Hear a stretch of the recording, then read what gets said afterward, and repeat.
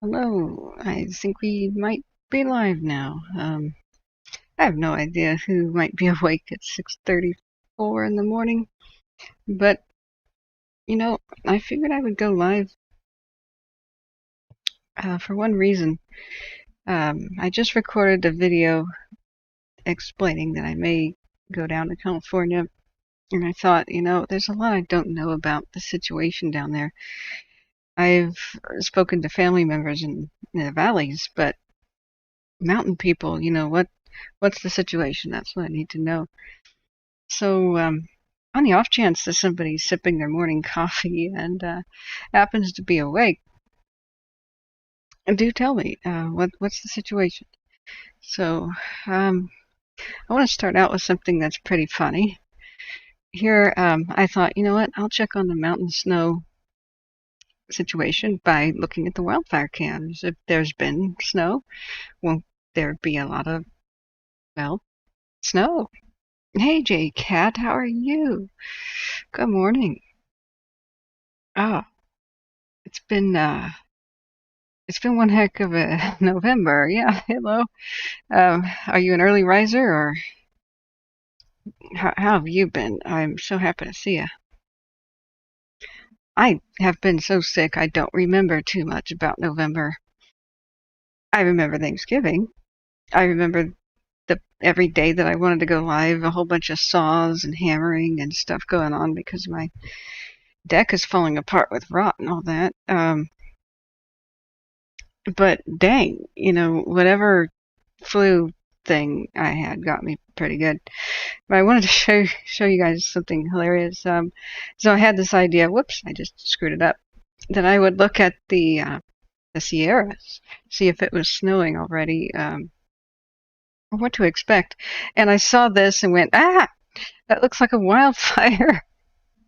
Oh my God, it was a couple hours ago.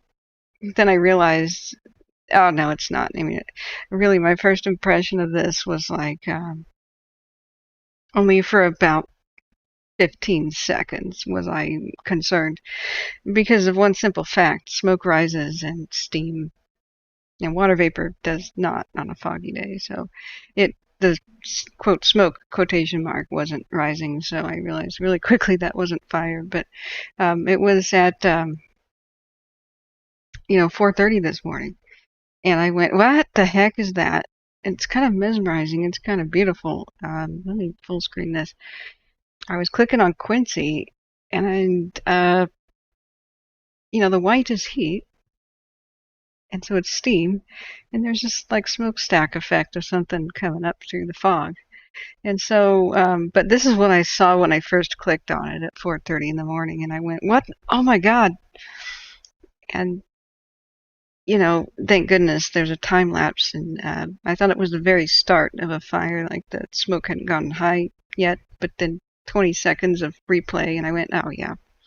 For 15 minutes in a row, there's the quotation mark smoke was not rising. And besides, it's really soggy, and humid and such now. It would be more like a house fire situation. And I was like, well, that's just too big to be a house fire. So, yeah, I was puzzled by this. I did the time lapses, and I got so mesmerized by this. It's almost like that effect of dry ice, and it just sort of bubbles around and flows. It's just so cool. Hey, David, hello, how are you? Morning. I'm trying to figure out the snow situation and forecast for the Sierras. I'm making a sort of kind of a family emergency trip. I am not prepared to film like I wanted to and visit everybody like I wanted to, but I'm going to try to wing it best I can. Once I see my family, I can take the long way home, so to speak. Excuse me. And so I went looking to see if there was snow in the Sierras, and I went, what is that? But if you go further in time, like the 12-hour time lapse, it becomes obvious that those are the city lights. But watch the fog roll in. It is so neat. Hey, Derek. Hello. How are you? I hope everybody had a good Thanksgiving. Mine was emotional, but okay. been it was a rough November. Yes, I wish everybody blessings too. Thank you for being so positive. But look at this flow. It's pretty amazing. This is the Quail Ridge Cam looking to the east of Quincy, really like in the valley area. And so I went through this process of what the heck is that? And I came up with the idea that it must be a 24-hour operating lumber mill. Hey, good morning. Good morning. And I was right. I did Google Maps and everything and found out that's Sierra Pacific. You can almost smell the pulp, once you realize that. But this mesmerizing dry ice effect is just so cool. I'm kind of enamored with it. So nice to hear from you again. Yes, I'm sorry. The days I was coherent from my November sickness, they were just tearing apart the deck outside and ripping more siding off and finding more and more rot and mold. And I didn't have any idea when the workers would be here or not. So anytime that I felt good enough to kind of prop myself up in the chair, they showed up at dawn and worked until even past sunset. Trying desperately to do what they can. But we had these atmospheric rivers hit the Pacific Northwest and back to back, and it was pretty nerve-wracking. I had plenty of people watching water levels rise. I went to try and help some, and just when we thought everything was safe and we could move things back down to the main floor again, that's when the others would show up. I really dodged a bullet with this latest one going to Canada, but my heart bleeds for Canada. They have seen so much crap this year too, with the mega drought, their wildfires, and it being 125 degrees. They've been slammed, and it's if it's not fire, it's water, just like California, right? Hey, Bugs, good morning. Jeff Campbell says not too much snow now. I'm between Tahoe and Sacramento. Hey, yeah, well, I hope you're doing well. I'm looking at the forecast, and it looks like just the moment that I might want to head into the mountains, it's going to get pretty much below freezing. Looking at, Chester's forecast and such. Let's see, where did I put that? It's on the other monitor. Do I still have that open? I'm scrambling to find tire chains in the garage and, get it all taken care of. So, yeah, here's Chester's forecast. Getting down to just above freezing at the nights, and then it's probably Sunday or Monday that I might want to head into the mountains. And the showers, okay, but 33 degrees and showers. I know that Highway 70 is still closed from what the locals are telling me and my family.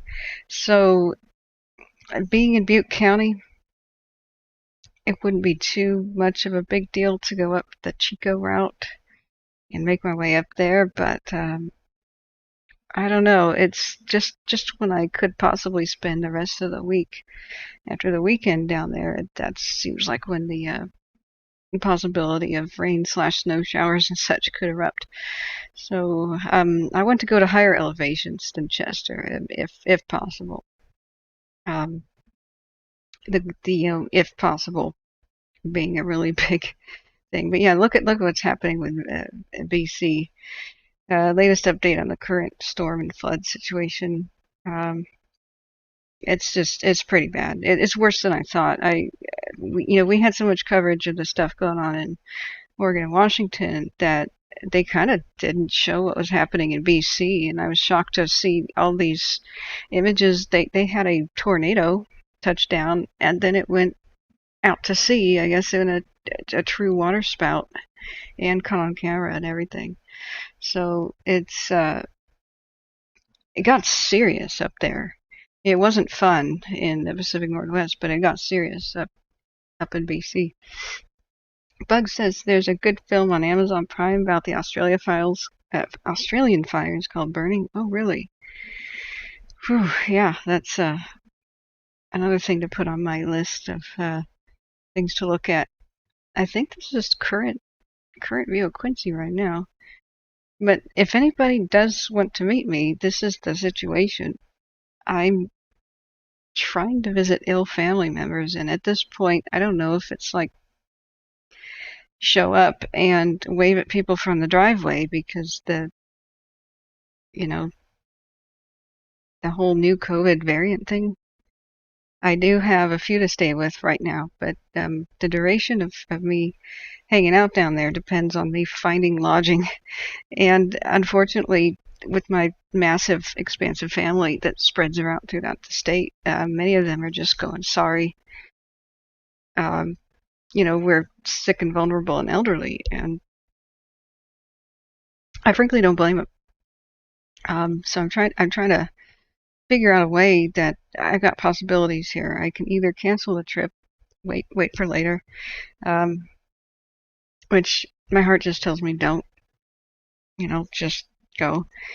And then I could, and if I do later, if I do go later, I'll have a real camera. I'll have it finally arrive. I'm kicking myself, guys. The camera was in stock in early October, and I had this one day to think about it. I did not pull the trigger on it, and I did not get the memo that the chip shortage was back. I thought they were starting to restock, and it was just, there's this optimistic trend for the holidays, and I really missed it. I don't think I can get my actual movie camera until mid-January or mid-February. So my goal with this is, after visiting my relatives, would be try to catch as much wildfire aftermath as possible, meet anybody who, might want to meet up, and or stay with them, and then head back to the Northwest, wait for the camera to arrive, and have a second, like, real trip, like the one that would really document the wildfires and the aftermath and interview folks. So it's on YouTube as well. J.E. Cat says, wow, okay. Derek Mary says, heading towards -9 degrees here in Scotland. Not looking forward to it at all because craziness. Yeah. Now that's Celsius, right? That sounds severe. Pretty severe. It's been kind of warm in the Northwest when we have these things that they call atmospheric rivers, which is the new trendy word for it. Hell, we just used to call them pineapple expresses because it's like a train. The moisture coming in from Hawaii is warm, so you get these super warm winter events where day after day after day, week after week, these back-to-back storms, just like in a train, are arriving, and so it's called the Express. And you get the torrential flooding. If there's been any snow already, it melts it, and then you have catastrophic flooding. But in this case, of course, we had not had any snow, so that's the only saving grace. It still did some pretty serious damage. I tried to get to Tillamook to film the blimp hanger, as I was given. The last time I went live, somebody said, "Hey, would you like to go there? I want to see the blimp hanger. Here's $50." And I said, "Sweet, gas money, let's go."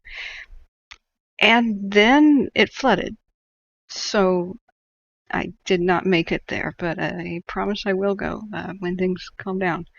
So I think my best course of action right now is quit crying over spilt milk. I would have liked to have gotten my camera, a real movie camera. I then did the wrong thing. I did the jinx myself thing. I should know better by now, but I said, you know what? At least I have my Pixel 3 XL. That takes really good, for a cell phone, takes really good pictures. I think I'll just use what I have. It'll be a good budget, economical. And that's when I looked down at my phone and said, what is that? What is occurring here? And I picked it up, and my phone case was kind of hanging off the right edge of it, where the button clicker is. And that's when I found out that the Pixel 3 XL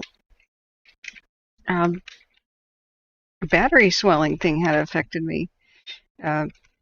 And so it wasn't the case. I thought that I, had to get It looks like this right now. I thought that I had to just get a new case, that it just wore out. But no, the battery is swelling from the inside, and the Pixel has a glass front and a glass back. So it's gonna destroy itself unless I take some action, which would be like taking a guitar pick and trying to get the resin out, replacing the battery. Batteries are only about $20, but I've been reading these horror stories about how really delicate this is, that it'll probably take a 4-hour phone surgery operation, not just guitar picks, like little clamps and like other people helping you because you need like 6 hands to gently pry on either side. You have to take a heat gun, melt the glue, pop it off, and if you so much as even sneeze on the digitizer, you're going to screw up the screen and it won't work anymore. So that frightened me pretty well. There's one good thing here. I snatched up the opportunity to get a Pixel 6. So I do have the Pixel 6. It's arrived. I just turned it on. And the poor Pixel 3, I guess I'll just leave it here. This all happens at the worst times. But I'm gonna try to do what I can to film, Wildfire Aftermath on the Pixel 6. And I've made some emergency orders of recording equipment in case anybody wants to sit for an interview or to help me practice this. However, I don't know what I'm going to be able to accomplish, honestly. It may just be walking around with a cell phone, but that'll be better than nothing, and I can get an idea of the situation down there in the fire aftermath. So I'm looking back at the chat. Jeff says we didn't lose anything as a cycle. Yeah. Bug says Australia lost 59 million acres the same year. California lost 4.4. What, 59? Is that a 59? 59? Jeez. That's insane. Wow. So, yeah, Jeff, the weather, when do you think the snows will come to Tahoe? I mean, we saw some, we saw some already, of course, when the end of the Caldor fire is happening, but when are the big snows coming? That's kind of the topic that I'd like to know about right now. Good news is that I plan to probably go down I-5 because, well, 101 got landslided and severed in several spots. I don't know the status of 101. There's really only 3 options. I could cross somewhere in Oregon, get across the Cascades and go down the backside, but I'm not going to do that because I need to see family in the valley first, and just arriving in the mountains on the backside would be the easier thing to do. However, how the hell would I get to the valley at that point? So I think I-5 will be my trail, and it looks like we were going to have good weather for crossing the Siskiyou Pass down here by Ashland. These are massive, massive mountains. I've got a dash cam, and I'll be trying it out to see, how it works. And I mean, I don't even know if it works. It's just sitting in the box there. It's a 4K black view. It should take pretty good images.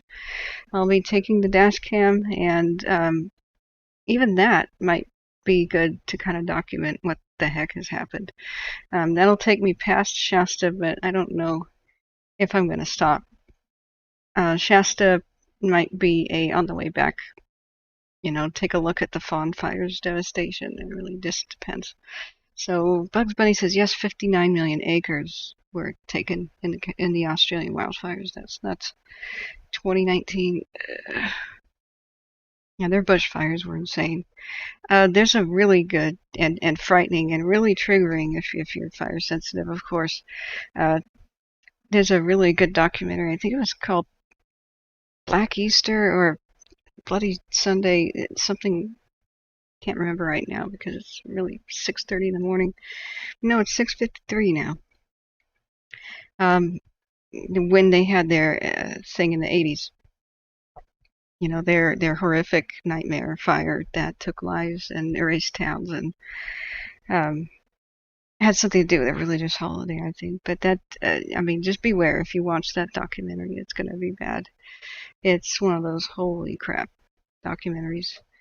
So this is a very interesting new view that Google Maps has now. Now the goal with the trip, if I can find lodging and make this work, would be Dixie Fire, Caldor for the most part, and then check on the status of any historical things we may have lost. Especially, I really need to figure out what's going on, especially in Plumas County. But with 70 having its massive landslide, let's see, massive landslide highway 70. Yeah. Remember how we were talking about this and I was showing you guys that sometimes when you go to Plumas County, you have a 6-hour delay for the rockfall area? Well, that's what I was talking about. Now, everybody who's been on 70 recognizes that iconic part. It's like this glacier smooth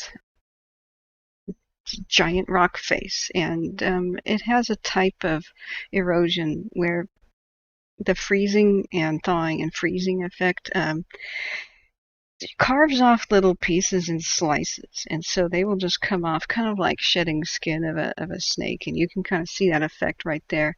There's these big lines on it from the ancient past where the glaciers called glaciatic striations, but okay, a glacier scratched it. You know, glaciers pick up rocks and push them around, and then those rocks scrape, past. And so it's a pretty unstable area. And I mean, I've never seen something quite this bad with my own eyes, but I remember in childhood going up um, in a wet kind of an autumn, and just all traffic stopping and hearing these horrible sounds of boulders just clacking their way down. And in that canyon, it's a ferocious sound. It's gunshots, cannons, and it reverberates on the other side, bounces back to the other. It was something that was one of the most terrifying experiences of my childhood. And we had heard that vehicles had come to a screeching halt and nearly been struck by boulders the size of houses, and they went across into the river. In fact, I mean, these over here, see these giant boulders on the other side, could honestly be the same ones, or it could have been there for 1,000 years. You don't know, but when they said landslide, I pictured in my head this, and then I saw this and went, aha! And then I realized, yeah, that's going to take a long time to clear. So this is out of the question for going up 70, but I could always take the route from Chico and get up towards Chester. So it's become a bit more challenging, the whole getting up into the mountains thing. And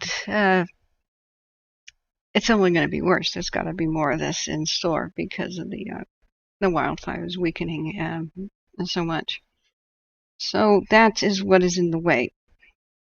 I think there's a tiny road sign down there. I think that's what that little green thing is, right down there. That kind of puts it in scale. I don't think that's a small road sign either. I'm just glad nobody got killed in this.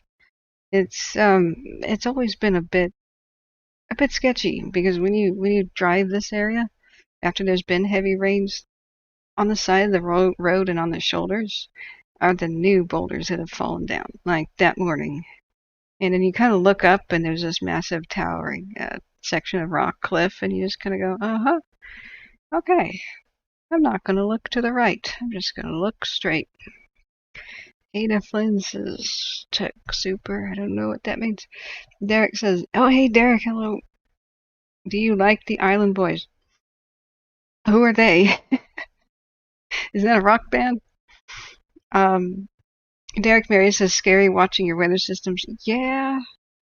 I hear in Scotland that people got snowed in because there was a pub that's the highest pub in the UK or something. That's kind of fun in a way. I kind of romanticize that sort of thing, being at like a a high altitude thing, and like, whoops, we're snowed in. And then again, it's not fun if you run out of food, of course, and everybody draws straws, and it's a Donner Party and everything. But that hasn't happened for a long time. Anyway, um, so that's the situation. It's I'm coming down not because of the scheduled, oh hey everybody, here's more than a week's notice thing that I wanted. I've, it's a sad reason, but I'm gonna try to make the most of it. J Cat says lol, stranded for 4 days. Yeah, that's nothing. There are so many instances of people being stuck in the high Sierras and like almost starving to death or starving to death. Um, the disturbing YouTube video called "The Boys from Yuba City." I need to make an entire video reaction to that and kind of fill in the gaps from what actually happened. The British, I think it was a British person who made that video, got a few minor things wrong. I mean, it's Yuba County, but Yuba City and Yuba County are sometimes mixed up. But there's a specific road, and it's closed in winter. And in the late 70s or early 80s, that as the story goes, there was a disappearance of special needs teenagers, I think they were at the time, and they drove up to Merrimack, up the Oro Quincy Highway, which is not plowed, and it is closed for winter because the high Sierras are not a dang joke. And so, yeah, where's Merrimack? Merrimack, California. And that doesn't even really exist. It's like a ghost town, like spot. And if you put on terrain, this becomes a lot more apparent about how bad this was that they went up this way. The Oro Quincy Highway is one of those alternative routes, good for the summer to get to Bucks Lake and whatnot. And they went up in that region and disappeared. And then a gentleman who was pretty overweight, I would just say it like that, like a linebacker, was found, and he had starved to death the entire winter, but was found in a small cabin-like thing, and he had lost like more than 100 pounds and died just before rescue. And so you have all kinds of tales like that still occasionally happen. People found, in a pickup truck or something. So this video I want to make would retrace their steps. They went over the Lake Oroville Bridge, and I need to go to Brushenberry Creek anyway to film fire aftermath. Well, from the Bear Fire, but I'm not going to go past this because, especially if there's snow in the forecast, it may even be shut down already. I wanted to show that this used to be a stagecoach route, and that's just one of the more horrible things that have happened here. But Merrimack is a ghost town of like no remains, and there's a couple others. When the stage coaches used to struggle their way up the mountains, they had to have mile houses, and they ended up being tiny little towns, and just to change horses and stay the night. And of course, with the advent of vehicles, their reason for existence kind of went away. And I was looking up, Merrimack and Junction House, and that's how I found that crazy video called "The Boys from Yuba City." And like I said, it's actually Yuba County, but they unfortunately got stuck in the mountains. So the high Sierras are no joke. And when I fret about getting my tire chains, that's what that's what I'm worried about. I really need tire chains to go up here. I've had the car completely inspected. It's good to go. Everything's winterized, yada yada. But where are my tire chains? I'm looking for them. So Bug says I would go down Q2 22 instead. 2022. The old people might be more comfortable if the Omicron a variant turns out to be mild. Also, January might be winter, actually, when winter starts this year. Black ice on the passes is bad. Yeah, Bugs, I think you're right. I'll probably have my camera by then and figure out how to use it. But if in the off chance that people want to meet me now, I wanted to put it out there that I can possibly go up here. It's going to be dependent upon the weather, and if I can get lodging. There's a possibility, though, that if I do struggle up into the mountains, I could go the long way home back this way, and that's not, icy. The Siskiyou, yeah, avoid the Siskiyou Pass altogether, going up 97. That was a pretty pleasant drive.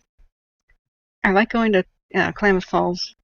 It's a nice place to kind of like camp out, spend the night, and then get to Washington with another day drive.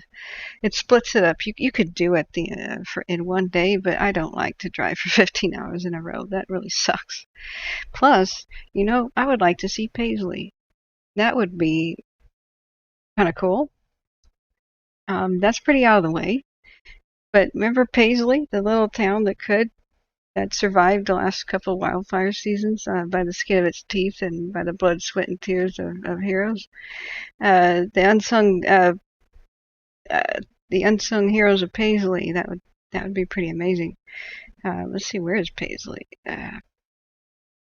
I've always wanted to go to Summer Lake Hot Springs. I think I just have to tip down Paisley, Oregon. There we go. So where is it to me? Right there. Yeah, that's actually very far out of the way from Klamath Falls. So maybe not. In my head, thought that was a lot closer. Now, Eastern Oregon, I am not man enough. I am not woman enough for Eastern Oregon in the winter. That's a whole nother kind of tough that you have to be. I mean, I was there in June and nearly froze to death. June is when it's below freezing at night and it's 112 during the day. And I don't know that I could handle without serious gear, the incredible extremes that Eastern Oregon presents as a pretty much a high desert. And geologists will be like, hey, it's not a high desert. Well, whatever. It's higher than the valleys and it's a desert. So to me, that qualifies.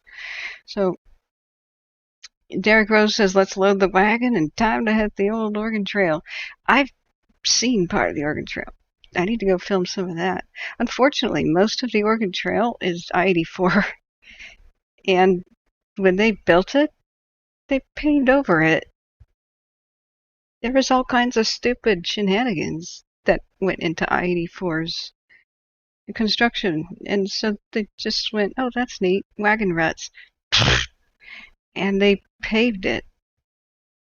So it exists as a couple of like turnout side road areas. But there really wasn't that many options about where to put a freeway or a highway anyway. Because look at the terrain. It's just pretty severe. But the other shenanigan that I'm happy to report, they destroyed the I'm not happy that they destroyed it, but the ODOT is recreating what was destroyed in the past. Oregon Department of Transportation, that amazing cliff tunnel that they had carved into living rock for the original Columbia River Highway. God, what is that one called? It's not the cantilever, the Columbia River Highway, the tunnel, Mitchell Point Tunnel. When they built I-84, they destroyed part of the original amazing turn of the century. Like my aunts and older relatives and grandma had memories of going through this. The original higher elevation. What am I trying to say here? Sorry, I don't have enough coffee. Columbia Gorge Highway, and they dynamited this to destroy it. freaking idea what was in their heads. But this is modeled off of the Alps. You know, if you watch James Bond movies, there's car chases through stuff like this in the Alps and like Geneva, and it was a marvel. It was like great. This is an example of magnificence. And so they went, you know what? Even though we're putting I-84 down below, way down below at the river's level, let's just for some reason take dynamite, pack it on these columns here, and just obliterate this up on the cliff face, you know, all in a day's work.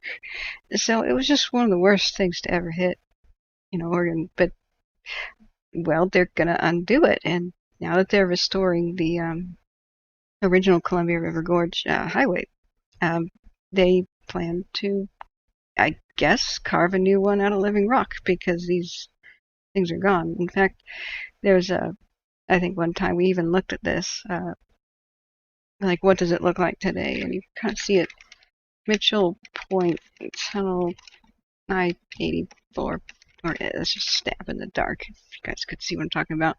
Hey, it's actually there. So, the trail, the idea is to make it a bicycle slash, you know, non-motorized trail that people could walk the entire length of the Columbia. That would be kind of cool as a very long-term, you know, restorative goal. But you see how low I-84 is, and it was up there. God knows why they decided, hey, let's just dynamite it up there for no bloody reason. But you get the idea. So looks like there might be a couple little things like this, a trailhead, and oh, this must be where it used to exist. Yeah, so this is its remains today. The tunnel used to go right over here, and like I said, they just blasted it. So I don't know what they're gonna do, if they're gonna carve a new one out of the living rock, or if they're gonna or concrete pillars and dress it up and make it look like rock. I don't know, but hopefully it'll be kind of cool. Bugs Bunny says, oh my God, Catherine would be a good travel guide, like a private tour guide. The problem is I will never shut up, though. Like everything I see, I go, hey, do you know what used to be there? Oh, do you know what the significance of that thing is? Oh, do you see what this tree is? This was around at the time of the dinosaurs. Did you know that? Oh yeah, and they found dinosaur things over there. And this used to be a historic highway. Oh, and these basaltic things right now. Have you ever seen Nick Zenter? He has the coolest show. You know, he's a geology professor, and he talked all about the Columbia River columnar basalt rocks. And you know what? The Bridge of the Gods is over this way. And the Native Americans have a living memory of the Bridge of the Gods, which is amazing because that's a 10,000-year-old memory they passed down from when there was a great earthquake and the Columbia River had a dam, and then there was a flood because it burst forth. But the landslide dam that you know was called the Bridge of the Gods, and then you know what, in the 30s they made a new one and they called it the Bridge of the Gods, and it's a man-made, you know, it's a steel truss girder structure of such and such design. And that's when Bugs Bunny would say, ah, shut up, you've been talking for 4 hours. And that's when I'm like, really? I was? Bugs Bunny says, yeah, but you eventually sleep. Yeah, I do. Sometimes. But I just might be awake for 16 hours and babble the entire time, like, you know, during Firestream. Oh, hey, Havoc. Hello. And Cobra Commander. Hello, guys. How are you guys? Good morning. Check out the Tule Lake while you're down in K Falls. I don't know that I'm going to be there. That's just a random possibility. I don't even know that I'll be in California beyond 4 days. But if I can swing it, I will stay longer and try to cover as much fire aftermath scenes as I can, and try to figure out what survived as far as historical inventory. And then I can get, I'm just going to call that like a pre-scouting mission. So many things could go wrong here, though. You know, if there's foul weather, if I need to be back in the Pacific Northwest for some reason, you know, there's all sorts of things. But I would love to see and document a few ghost towns and see if they still exist. Over by Weaverville, I was looking by Hayfork to the west. There's used to be some pretty well preserved ghost towns, and I don't know if they're still around because of the fires. I was thinking that I might go up 101. I can do a really, really roundabout way to get to Tillamook. It's a wonderful way to get home, to go up the coast. I just don't know if the coast has been fully repaired from the latest landslide shenanigans. So there's a lot of opportunities here. I'd like to go to Shasta, though. I filmed that on the way back to see what the heck the Fawn Fire did. I really need to see what remains of Shasta, the ghost town, and Whiskey Town, the ghost town, and the museums and such that didn't make it. But in previous fires with the Carr Fire and such, CARR. So it's all up in the air. Tillamook cheese? Yep, exactly. I was supposed to be there the last time I went live. I was talking about the blimp hangers and how I would go and film it, and boom, I get a donation for the gas money, and I went, woo, yeah, I'll go. And then Tillamook has this massive flood from the pineapple storm. So, 2020 didn't end. That's my new theory. 2021 is just an extension of 2020, and hopefully next year will be better. My God. Looking back at the chat here, Tule Lake, when I'm down in K Falls, yeah, I do want to see it. It's pretty cool. So, oh, you're just saying hi for now because you're in school. Okay, well, hey, Havoc, yeah, well, hopefully I'll see you later. J Cat says we only have 5 days of below freezing temps here, so far. And usually our first freeze is the last week of October and stays that way until April. Right. So Bugs Bunny said, yeah, I am talking mostly about the Caldor and the Dixie, but there's still dead trees everywhere from things like the Carr Fire. And that was devastating, and that took out a lot of history up here. It was so sad that some of the best preserved historical towns / ghost towns, like Shasta, the town, got overrun by that. I believe it was the Carr Fire at the time. And, Igo and Ono and everything in between, happening with the Zog afterwards. So it's not like those millions of dead trees are gone. This whole region is still pretty devastated by fire. So I want to try to balance it with maybe a couple things that uplift me as well as seeing the devastation, because it's been a bit emotional. Seeing places that you love disappear, and the impact it's had on people, even worse. So going back, Cobra Commander says, north of Tillamook is the largest wooden aircraft hangar.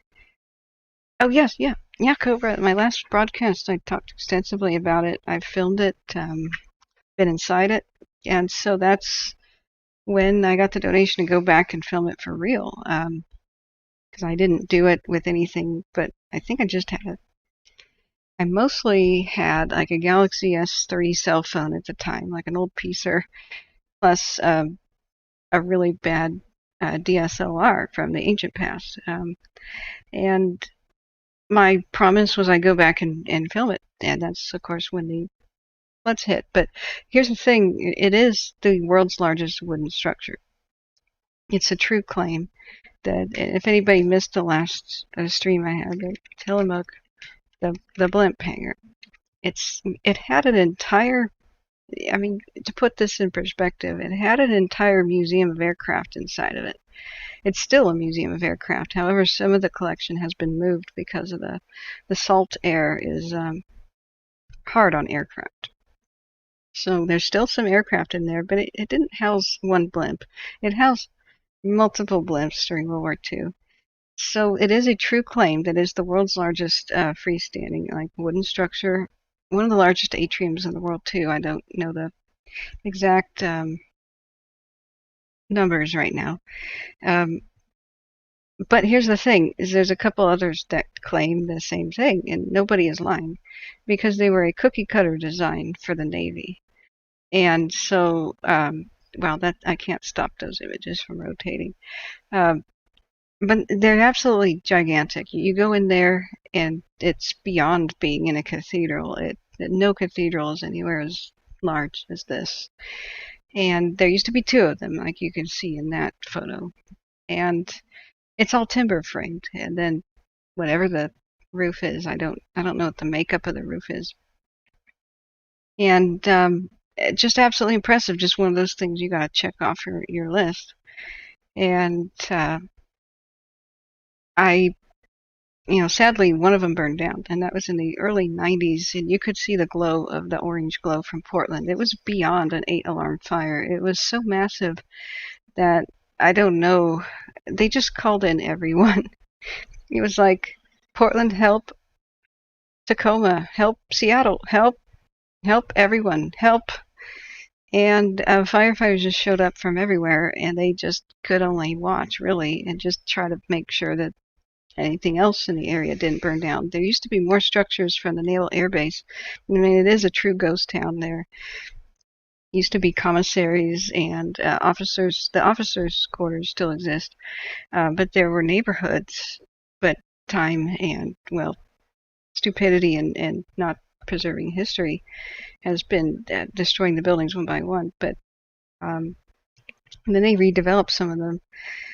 But they used to have just huge amounts of aircraft in there. So in the early 90s, the reason for the fire was spontaneous combustion. It's absolutely insane. But it was hay. They stored hay inside.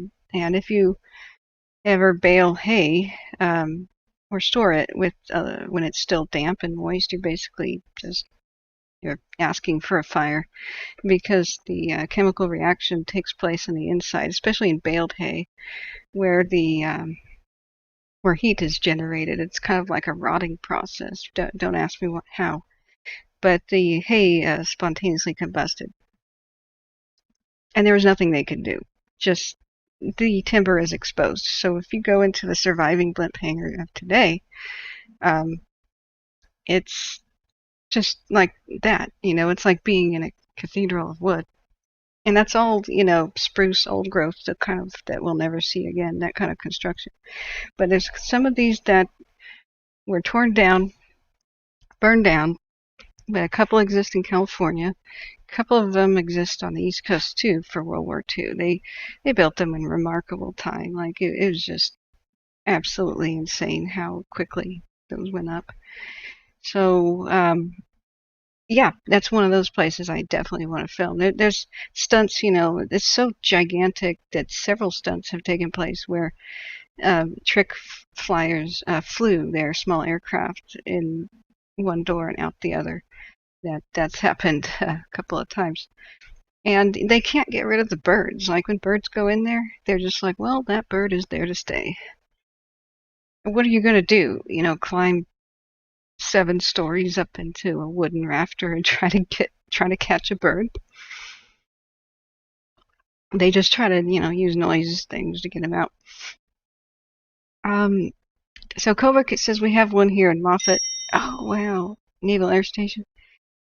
Ooh, I wanna look that up. Hey, Sister Golden Hair. Hi, how are you? Hello. Hey, good morning, Bolt too. Um, so yeah, it's super cool. Where's Moffett? I have to look that up now. Moffett Field, right? And where is it?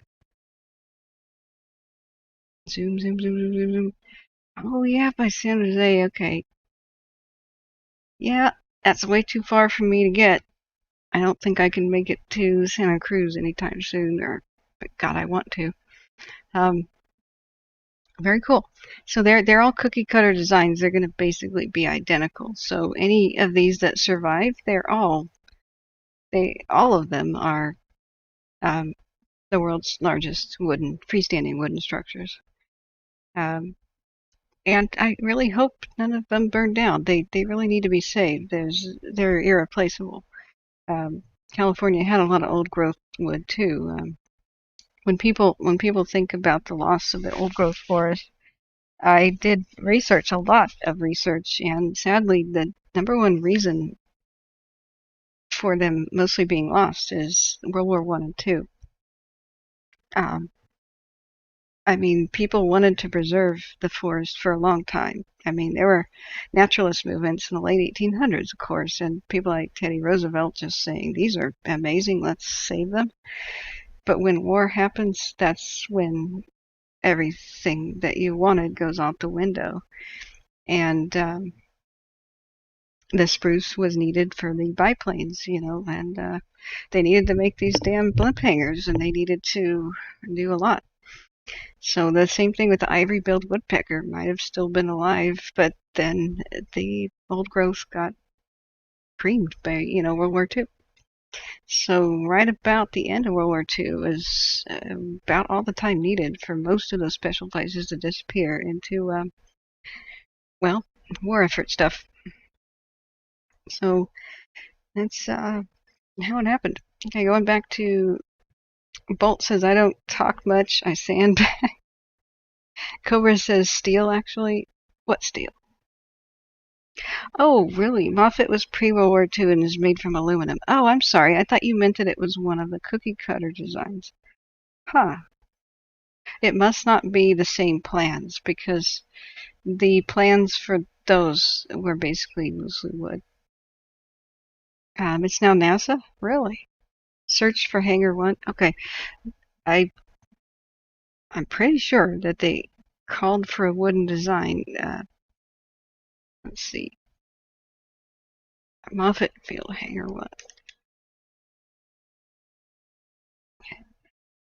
Perhaps this was something like,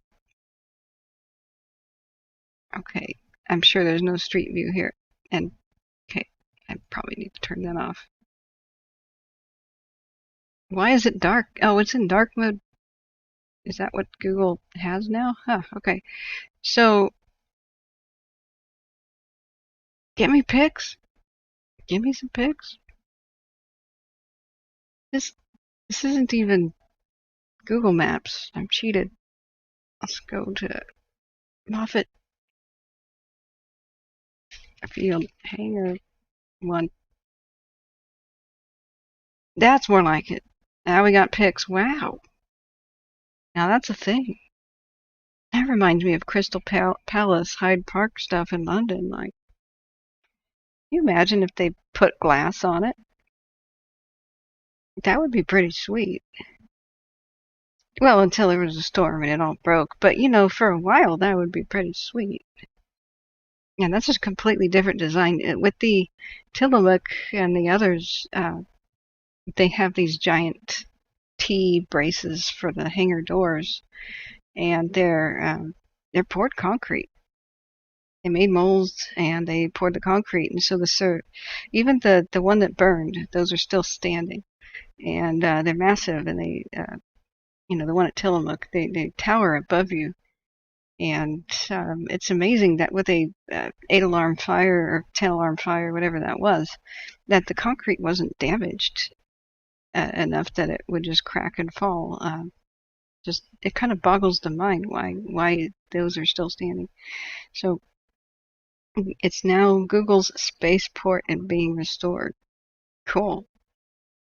Very one of the few bright spots. Yeah, look at it dominate the landscape over there too. You just can't quite get a sense of this size until you're there. But this is still impressive. That little mini shuttle. How cute is that? So, okay, I'm going to put this on my list. Can the public come here? I mean, there is a museum, right? Ooh, what is this? Is that a... God, that's not an American plane, is it? That's, what the heck is that? The British would like to put canopies and stuff on the nose, but that's not, that's just a twin engine. What is that, actually? Um, that's I know most of my World War II American planes. That's not one of them. What in the world is that too? Is that a B-17? It's a really weird angle. Oh, it might be. It's got a nose gun. No, no, no, no, no, no, no. This is that nose. It's all bubbled. No, is that a Lancaster? God, sorry, I have no coffee right now. Oh, a Mustang. That's pretty cool. You can't not mistake that Mustang nose there. Neat, neat, neat. Okay, it's a Mitchell. Okay, a B-25. That makes sense. And the British had these things. Didn't the paratroopers used to jump out of these for things like Normandy? I kind of remember these being in the war movies. But yeah, the Mitchell. That makes sense. And there's a 747 aluminum. Why aluminum? It's lightweight and doesn't rust, but why aluminum? It's not very strong. uh, do we know? God, remember, see guys, this is what happens to me is I clearly have ADD. I am now exploring World War II aircraft and airports and naval. Wow, okay, not safe for work right there. That's very evocative. Oh, is that an Avenger? Nope, Avengers have a rear gunner. That's a Dauntless, isn't it? There's no tail gunner. Wow. Yeah, Avengers are much bigger anyway, and they're taller off the ground. That has got to be a Dauntless. They're like mini Avengers. It was a blimp hanger, yeah, but why aluminum? Why aluminum? That's why make a blimp hanger out of aluminum? Oh, I have to go here. I like planes. Now wow, a waist gunner. Oh, that's just a weird nose, but yeah, I like the sound of them. And here I was trying to have a live stream just to check. Oh, look at Quincy's sunrise. Isn't that cool? Just to check on like the snow in the mountains kind of a deal. Like, how is it at Tahoe? And look at what we're doing. We're looking at blimp hangars and World War II aircraft. Jonathan Gibson says it was jet age and they had a fetish. There you go. A T6 trainer. Ah, okay. That makes sense. It looks a lot like a Dauntless.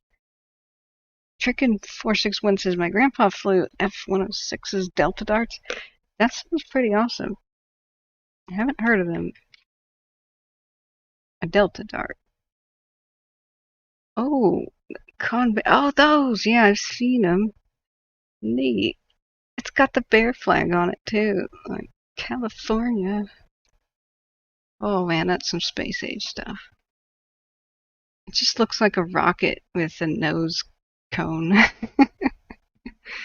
Wow. One of my claims that my bragging rights is I knew Jim Kogler as a child, and I used to bounce on his knee. And he was an SR-71. No, not the pilot, the upstairs backseater, the RO, and he had a bad back, and so he couldn't really pick me up. But I would sit on his knee as he made business phone calls, and I'd raid his candy dish, and he would tell me SR-71 stories, like he had to eject right after takeoff with one of the crashes, and so he had a bad back because his parachute, and he was in the actual seat, slammed hard down onto the runway, and so he was never really the same. But and his stories were really cool. I met another SR-71, kind of like a test pilot, and he had severe burns on his face. And I was kind of scared as a kid. But then he smiled, and I realized he was the nicest person. And he was pretty cool too. So he ended up being a professional photographer after that. So going back, aluminum was used for Anti-static. Oh, yeah. Well, we found out that that was important after the Hindenburg, didn't we? Oh, wow. This one has the bubble top gun and everything. Wow. They say that that was kind of a death trap. Anytime you see World War II planes with the bubbles either underneath the plane or on the top, that's not bulletproof glass by any shape of the imagination. Chicken 461 says, "Whoa, awesome Cobra. Yep, those ejection seats were sketchy back then." Yeah. Cobra says, "My dad was an F-80 pilot from the late 40s and early 50s." Wow. I bet you got stories. Man, I'd love to hear those stories. And Cobra says the plane photos are from an air show and not static display. Oh, yeah, that would be cool if they were on static display.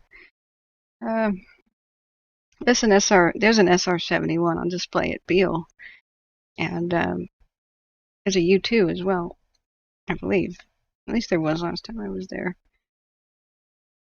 Um, I was watching a YouTube video, and anybody who knows about the area, uh, like if you've been in Yuba County and such, there's this incredible thing about hydraulic mining, like rewind, going back to ghost towns and such.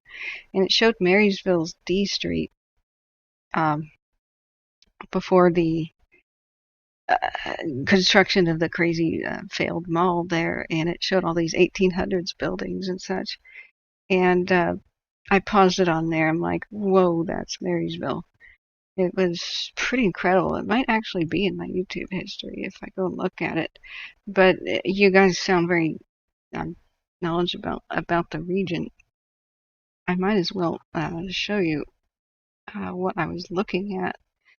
Let me go back down there.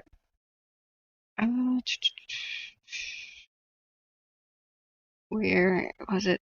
About hydraulic mining. I'm going to mute it. And I'm not trying to be showing somebody else's content, but this is an upload from like a museum video anyway. It's not like, well, that's the Malakoff diggings. That's all kinds of destruction. But this little documentary was like the late 70s, and this gentleman was explaining, oh, here we go, uh, something about uh, Marysville. And it just popped up. I wasn't like Googling, where's Marysville? And he was talking about how the hydraulic mining meant that they had to make the levees in California. And he casually walks up here, and I didn't even recognize it. But then he goes, "Here at Marysville." And I went, "What?" And sure enough, that's the Bacchae Temple and the saloon there and the Tower Theater. And they seem to be demolishing a ramp here. And I don't recall that ramp ever being in existence. And so I Googled it, and I was just totally confused by this image. And I said, I don't understand this because none of my memories of childhood have a ramp here whenever I pass through. And it's a ramp to a bridge that no longer exists, the D Street Bridge. So I plan to be right here, maybe by Sunday, and see if I can recreate this shot. It's so different than what's there today. The D Street Bridge was something marvelous. It existed in Sanborn maps in the 1849 editions, so it was the way to get across the Yuba and get to places like, well, Beale Air Force Base, of course, did not exist, but the Marigold and other places nearby. And the 1955 turn of the century, they turned it from a wooden wagon bridge to a like a steel, presumably steel truss type thing. But it got destroyed in the 1955 flood, which Grandma talked a whole lot about. That there's a lot of loss of life and such. And this ramp used to be the way cars got onto that bridge, and the remains of it are still visible when I checked um, Google Maps here. So the okay, why is it in super dark mode? turn that off. Okay, if we go back, back to the original place where I'll be visiting, Marysville is Mesopotamia, the land between two rivers. You can see the Bacchae Temple right there is and a Walmart, of course. Um, there prominently because it's a huge tourist attraction, and I found out that a lot of Chinese visitors come to it, and it's the only temple in the United States dedicated to the Bacchae, the god of waters, and he's supposedly the god that protects Marysville and Marysville specifically from floods. Yuba City got trashed in 1955, but an elderly Chinese guy said, the god has given us a sign that Marysville will be protected, and there's this cool legend about it. So where the guy's standing is right here on the levee. If we go to this section right here is approximately his view, and where this little pavilion thing is used to be the ramp. I'll show you back at the, here's the Tower Theater. You see this little spire? The theater hasn't been a theater for more than 20 years, maybe 25. Maybe they had high school plays and stuff there, but it hasn't existed as a movie theater for a long time. And I had no memory of this. Apparently they're demolishing this because the bridge just was never, I don't think it was ever rebuilt. And here's the remains of it right here. You can see the giant pillars.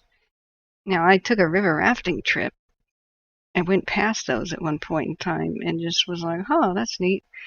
But I had no idea that they just sort of sit there today, and I would love to go and film that. This I possibly can do, because I'll be driving through this area on 70. This is the new adjacent, bridges that they built. This is, of course, the train bridge that Amtrak actually goes through. Amtrak used to stop at Marysville. I wish it still did. But here's the actual Bacchae Temple. And remember when I was regaling you guys with stories about Juan Corona, the serial murderer? See, here's where the ramp was. And now they have a cool Chinese gate thing instead, which is very nice. The Silver Dollar Saloon is in the front of the building now, and I guess the temple is in the rear. I'm kind of confused about that. The Tower Theater, the tree's in the way, but you could see the spire right there. I did walk past this, and I wandered around on the street. It's a very long story, but I ended up on the front page of the Appeal Democrat because I met one of the journalists walking down the street, because Mark Twain actually showed up here. More on that in a moment. But here's the theater still in existence. If you go back to the frame, you could see it right there. And thank God they didn't tear down the Bacchae Temple or, the saloon, because that's so dang historical. This is like a time capsule. Marysville is a time capsule, what's left of it. Of the Gold Rush era. And I walked right past this, and I didn't realize the Silver Dollar Saloon is the one where Juan Corona lured his victims. He was a pretty prolific serial killer who operated undetected for a very long time in the Yuba County area. And sure, I mean, there's all kinds of history and violence from, the post-Gold Rush era in that building. But I mean, this was the 80s we're talking about, when he was finally caught, I think it was in the 80s. So he would wander around picking up drifters, and he would say, hey, are you looking for work? And he would feel them out and then invite the most vulnerable people who wouldn't be missed, the ones traveling from afar, no relatives in town. He'd inquire about whether or not anybody knew they were there. And if all the boxes were checked, he'd say, oh, I offer you a job. We're going to pick some fruit at some orchard, show up, at 9 in the morning. And meanwhile, he'd go home and he'd get a mass grave ready. And it was a big, horrible thing, and it shocked the community when bodies were found, in orchards.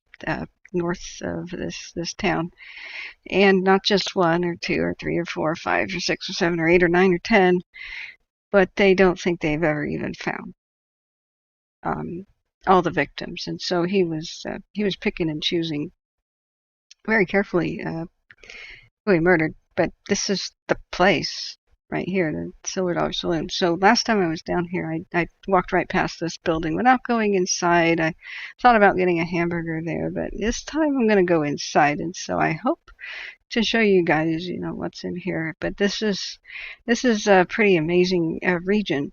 I'm going to link this video too, so you guys can see this. It's pretty amazing. I'm so glad that I stumbled upon this. Yeah, there's architectural marvels, the ones that remain still.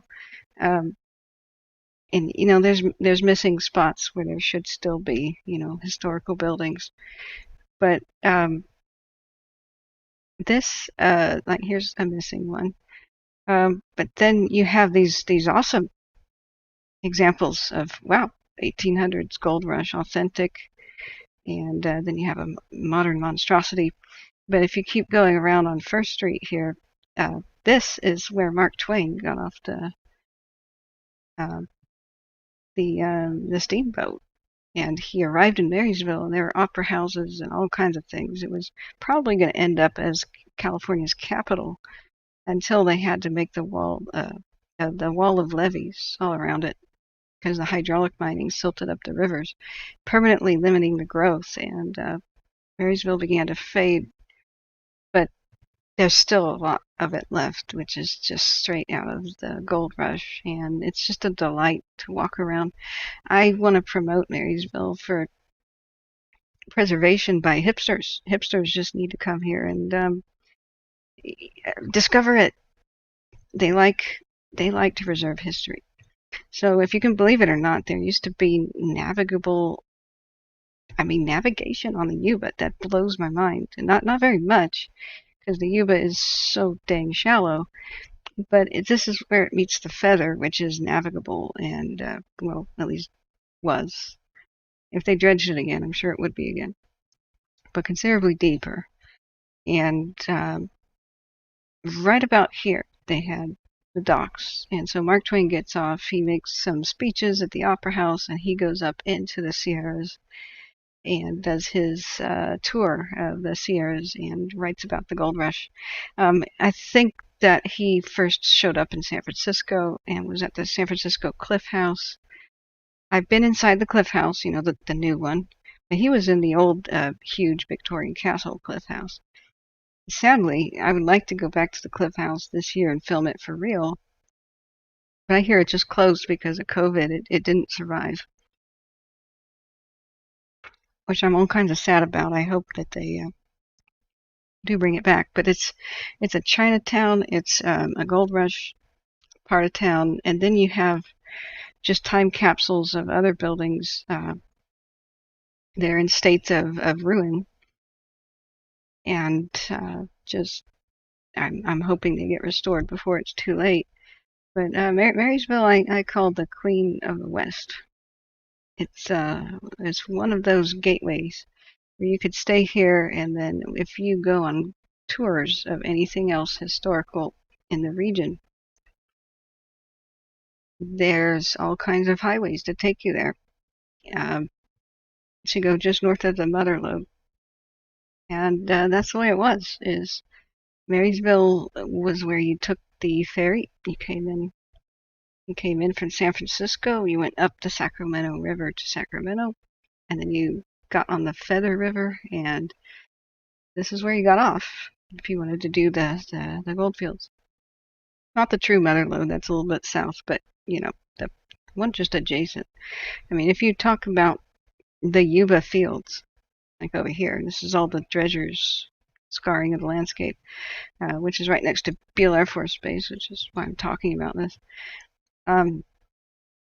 People all over the world have heard of the Yuba. The Yuba Gold District was one massive producer, and there's all kinds of ghost towns I want to film and definitely need to before the next series of fires, because my God, did we lose a whole lot. Anyway, So maybe I can go live. Maybe I could do a live broadcast from Marysville. Wouldn't that be cool? What do you guys think? Oh, sorry. Did bots come in here? I'm sorry. I haven't looked back at the chat. Yeah, Bugs, the Cliff House closed. That's pretty horrifying. So I just think a bot came in here. I'm just going to hide that message. Um, what do you guys think about that? Should I try to go live? I don't know where I would get like a Wi-Fi signal to do this. Plus, I would probably need like permission. Um, I mean, heck, even if it's the McDonald's, maybe I could go live and be like, "Hey guys, doing a walking tour live would be awesome." But I don't think that's going to be possible with just 4G, connection.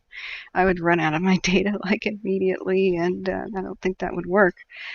But I might be able to walk from building to building that features Wi-Fi, and be like, "Hey guys," that would be a good experiment, I think. Sister Golden Hair says that would be cool live. Yeah, yeah, yeah.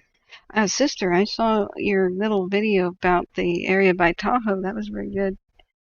Um, I hope to make it there, but this is a lot of gas money. Uh, I'm kind of calculating in my head, should I just save it for when I've got a good camera, for when I can inform people ahead of time that I'll be in town. I know I'll be in Butte County. I'll know I'll be down by Marysville. I may be as far south as Lodi. That's a big question mark, though. And Tahoe is another big drive, But we'll see. If I get to Plumas County, maybe I should just loop around and go to Tahoe first and take 89. That's a possibility. Yeah, and how are you, by the way? How have you been doing? This is kind of a sad reason I'm going to take this pretty immediate trip, and it's time for me to start packing. I'll probably leave tomorrow. Not really sure. Tomorrow or the day after. But I wanted to get a feel for things, and if any of you guys have any input, such as snowpack, what we can expect, do give me an email. So I'm going to type in my email just for people who may not know it.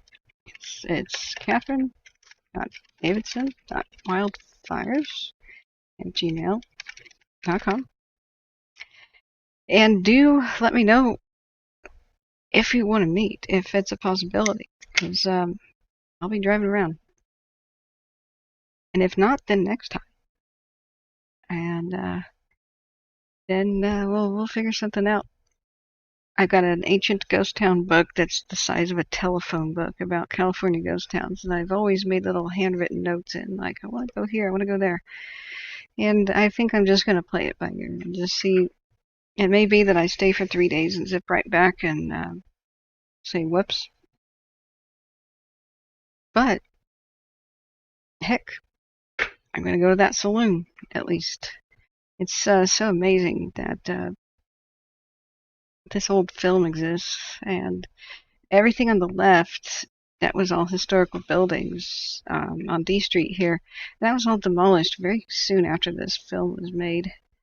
For this horrifyingly bad idea of a mall. They're like, yeah, let's take these historical gold rush treasures and gems and Victorian homes and bulldoze it for a mall. Just, okay. You do realize that surrounding Marysville everywhere, like there's flat land where you could have built a freaking mall, but you can't replace the gold rush. Anyway, but it's a lovely little thing at apparently the last hydraulic mine shut down in the early 80s. I think that might be the Bacchae Temple behind him. They still have. Oh wow, yeah, he's standing right there. I think I can recreate this shot. I think I can get up on a levee and just kind of crouch down like he's doing. Wouldn't that be fun? Everything on the left side of the street is gone. They built a mall, and today, I mean, it had a Montgomery Wards, had a couple of interesting stores at one point in time, a Woolworths, I believe, and one by one, those just all died. And today there's a Habitat for Humanity in one of them, where you can donate things, but it's pretty much a big dead empty space. But I hope maybe they'll just find a way to bring the tourists back. I think they've got a couple of cool things like Gold Rush Days, where there's reenactment and Wild West duels in the street, like Clint Eastwood style. The Dead Mall, yeah, yeah. What day will I be in Marysville? Probably Sunday. Probably Sunday. Um, are you in the general region, sister? I mean, I can't remember if I asked you that. Uh, Gosh, and I would love to reconnect with everybody by Smartsville. I could possibly go up around to Smartsville, Timbuktu, and well, we'll see. If I can't find lodging, though, I'm not gonna, impose it too badly. I feel like it just might be a really kind of a quick, short trip. Yeah, do email me. Oh, you were in Yuba City? Holy crap! Okay, sister, we gotta go to the Mongolian Grill. That's where we gotta go, dude. Uh, that's my favorite restaurant there. And I hope you liked Mongolian Grill. If not, we can go somewhere else. Um, yeah, that works out. So, dude, that would be really cool. So, probably Sunday. That's what I'm thinking.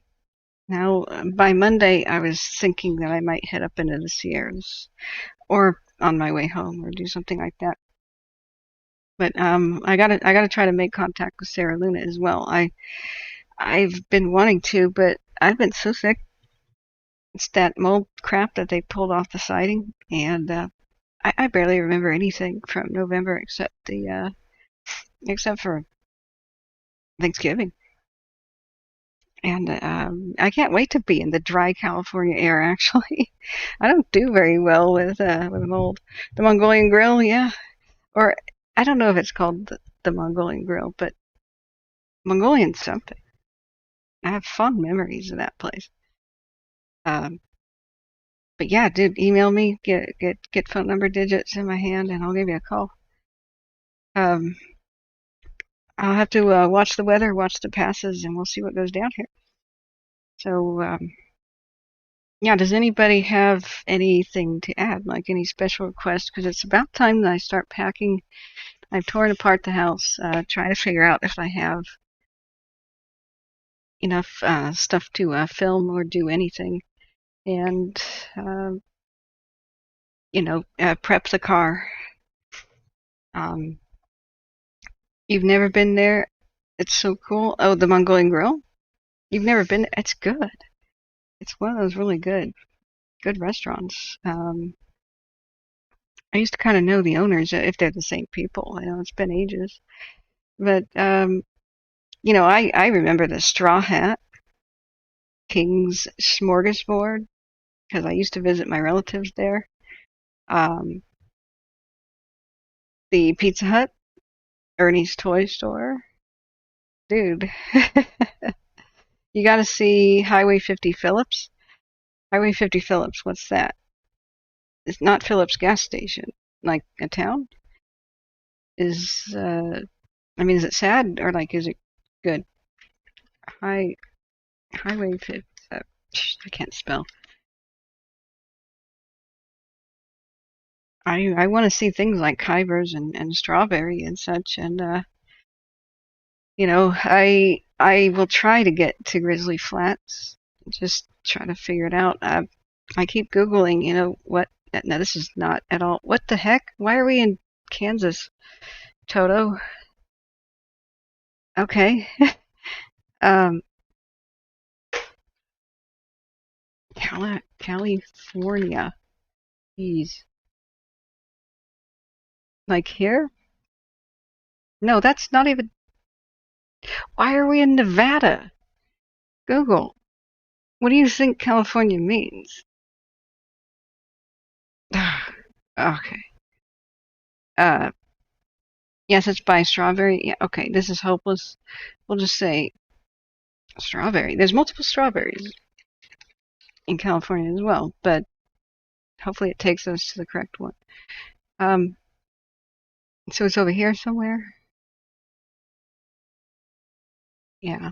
Well, maybe you can guide me and point it out on a map or something. So I am also trying to listen to the radio and see what the heck's going on with this Omicron variant thing. I mean, it showed up in San Francisco, which means it's probably in the valley in the north by now. I mean, what has it got, a 2-week incubation period? Anybody who came in from South Africa has been in contact with people in the last 2 weeks. It's on Highway 50 and it's been devastated by fire. Yeah. Yeah. That's not at all 50. What? Why? Why?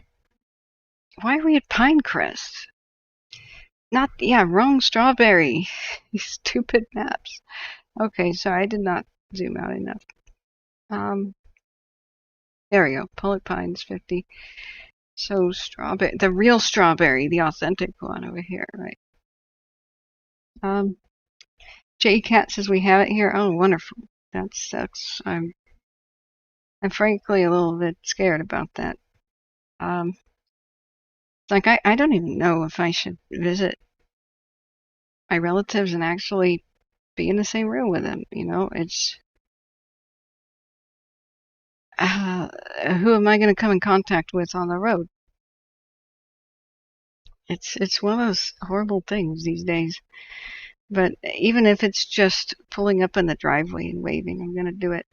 That's the reason for this trip. So, yeah. All right, guys. Oh, it's a mild version? I hope so. I really hope so. Yeah, if it replaced the Delta variant and was milder, then that would be a kind of a blessing, I guess, especially if it gave you immunity to Delta. Because half of the world is still not vaccinated and they can't afford it and they can't crank it out fast enough. The poor third world people got the shaft. Yeah, they're hinting at another lockdown. My God, yeah. Okay. Yeah, I'm going. And so it's time for me to start packing right now, guys. And I've got to run some errands. And go ahead and email me. You know, that would be so cool to meet you, Sister Golden Hair. And dude, I can taste Mongolian Grill already. I'm already salivating. But yeah, friends, I'll do what I can. I'll see if I can go live at some point. Maybe I can do it from rest stops or something.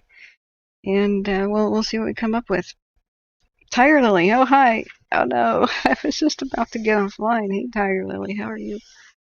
Yeah, I'm not exactly back. I'm just feeling better, but now I've got to make a trip to see ill loved ones. So yeah, I have just I've been on longer than I thought I needed to be. What was it, 6:30 when I began this? Yeah, it's time for me to get out and do my errands before the trip. But yeah, I will broadcast something. We'll try out this live feature, and I hope to see you guys. And we'll see how it goes. Sorry, Tiger Lily. Hi, bye. But that's kind of the way it's going right now. But yep, I'm glad to see you all guys. And hopefully, when I get back, maybe these guys will be done with the horrible construction. Who knows? I'll play it by ear. And yeah, thanks. Wish me a good trip. Yeah, I'm okay. It was kind of rough. Just you know, the days that I felt good, I couldn't go live because of the dang construction noises. I just hope it's all done when I get back. That's kind of a pipe dream, but gosh. Jay Cat says, "Sorry I missed your Halloween stream. I would have told you about my encounter with the lady in white outside of Bakersfield." Oh, okay. Well, then maybe we should talk about that next time. Yeah. All right, friends. Gotta get off, and hopefully I'll see one or two of you at least, and if not, hopefully I can get some footage of something. Have a good night, guys, or have a good day, guys. See, I need more coffee. Time to get more coffee and then go out and do my errands. And I hope everybody is well, and fingers crossed with this weird variant thing. We don't know how it'll affect us. But I hope everybody had a good Thanksgiving, and I hope everybody does have a good Christmas and holidays that are coming up. Peace out, over and out. Thank you.